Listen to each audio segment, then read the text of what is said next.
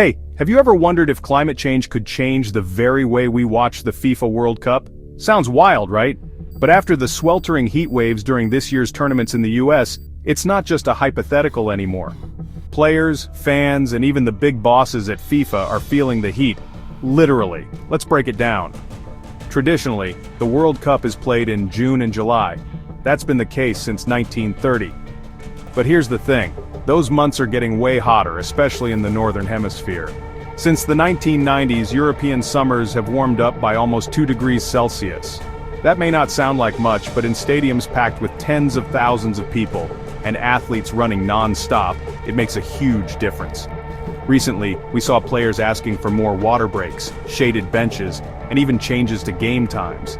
Chelsea's Enzo Fernandez flat out said that playing in the afternoon heat was brutal, and begged FIFA not to schedule midday games next year.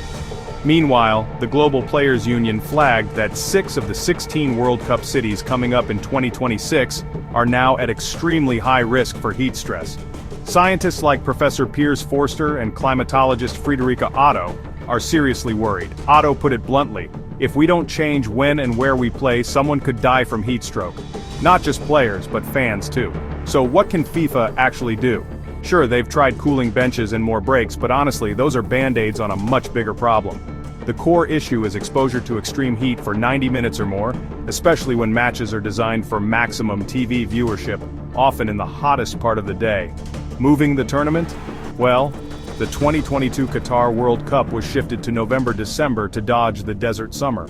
Saudi Arabia's 2034 World Cup will likely do the same, but moving the calendar is complicated.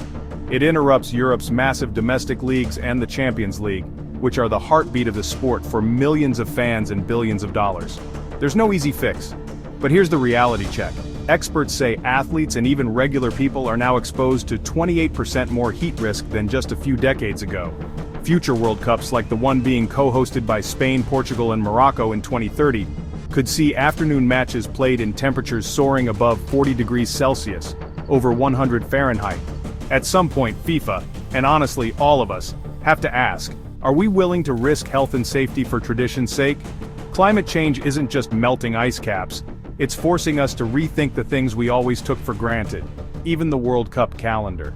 So next time you see a match delayed or moved for heat, remember, it's not just about comfort, it could be about saving lives. Thanks for watching. Let me know what you think. Should FIFA move the World Cup, or is there another way? Drop your thoughts below.